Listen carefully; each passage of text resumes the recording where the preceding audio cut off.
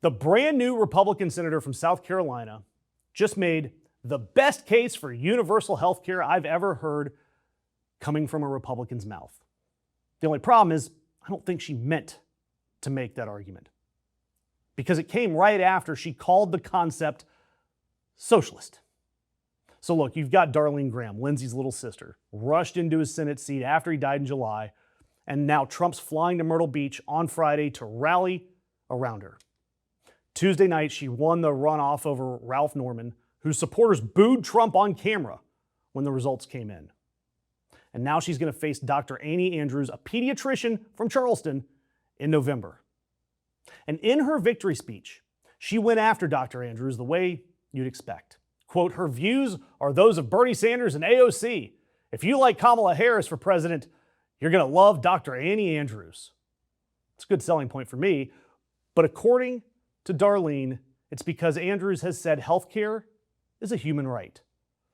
My God, a pediatrician thinking people should be able to go see a doctor? Radical. It's easy street stuff.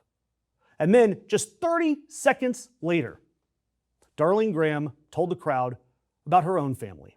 Government-run health care, abortion until the moment of birth, bad idea after bad idea. Annie Andrews backs them all. I have a different background and vision for our state. I'm a hard worker with a servant's heart. I grew up in the back of a bar and liquor store in one room in central South Carolina. My parents worked long, hard hours to make ends meet. We didn't take vacations. If they were sick, they had to get up and go to work because the doors weren't open, we weren't making money. My mother passed away when I was 11 and my father just over a year later. For the past 30 years, I've worked hard for the people of South Carolina, and for the past 7 years, I've led a state agency. And I understand the struggles facing South Carolina families because I've faced them too. Her parents worked long, hard hours. If they were sick, they had to get up and go to work. Her mom passing away when she was 11. Her father a year later. And she says that she understands the struggles from South Carolina families because she faced them too. And look, I'm not going to take her to task for the actual history here. It's genuinely sad. Her mom dying of Hodgkin's lymphoma at 51. Her father dying 15 months later of a heart attack in his sleep. She was just a kid. Lindsey, he was in college and had to become her legal guardian. Truly heartbreaking stuff. But what I am going to take her to task for is how she has framed that tragedy. She stood there on stage and told everyone that her parents were sick and they couldn't afford to stay home. So they went to work anyway, and they both died before she was a teenager. That's the reason. That's why you shouldn't vote for a doctor who wants your family to be able to afford to see a doctor. I mean, this felt like doing the time warp, and accidentally she just took a jump to the left. I mean, it sure is a weird way of opposing universal health care. I mean, even Grace Chong, the chief operating officer of Steve Bannon's media company, posting, "This is what's wrong with ours. My parents suffered, so yours should too." Steve Bannon's people are calling your healthcare position heartless.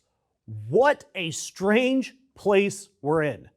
So to you guys out there in Internetville, have you ever gone to work sick because you couldn't afford not to? Because I bet most of you have. Or have you ignored care because you couldn't afford it? And what did it cost you? What would have it meant to you to have sick days or not to have to choose between healthcare and your rent? Drop it in the comments for me. And for the record, South Carolina is one of 10 states that still refuses to expand Medicaid. More than a decade of leaving federal money on the table so that working people making too much money to get Medicaid, yet too little for anything else, they get nothing. And South Carolina has no paid sick leave laws, none. So Darlene's parents working 9 to 5, but then they had to work 5 to 9. And the people in her state are living in a world where if you're sick, you still clock in. And you have to laugh a little bit because Trump did just post this victory graphic within the hour of finishing that speech. Not creepy at all looking. And notice that she is the one that won the race, yet Donald Trump is the bigger head there, figuratively and literally. And Tim Miller from The Bulwark, going on MS Now, calling her a total empty vessel, and said that's exactly what Donald Trump is looking for. He's not wrong. She doesn't have a health care plan. All she is just loyal to Donald Trump.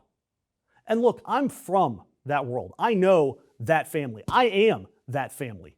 He had two parents working themselves into the ground, no insurance, no sick days, and a kid who grows up way too early because of it. Make it worse, the single parent working two jobs, even with insurance, that can't afford sick days or their premiums. So again, the kid has to grow up too fast. That's our America. And between her and Dr. Oz's plan to keep people working later into their lives, the message from the right is clear. Work nonstop and then die. Also, some billionaire can make another dime in profit. And that's what Darline Graham is running on as a platform. Laughter through tears, not such a great emotion now, right? An independent media like us, we survive on your interactions, likes, comments, shares. So do us a favor, leave one for us and do the same for any outlet that is still out there screaming about our health care. And if you can, consider going a step further. That membership button, it's right down there. We don't have some big media company behind us. We just have you.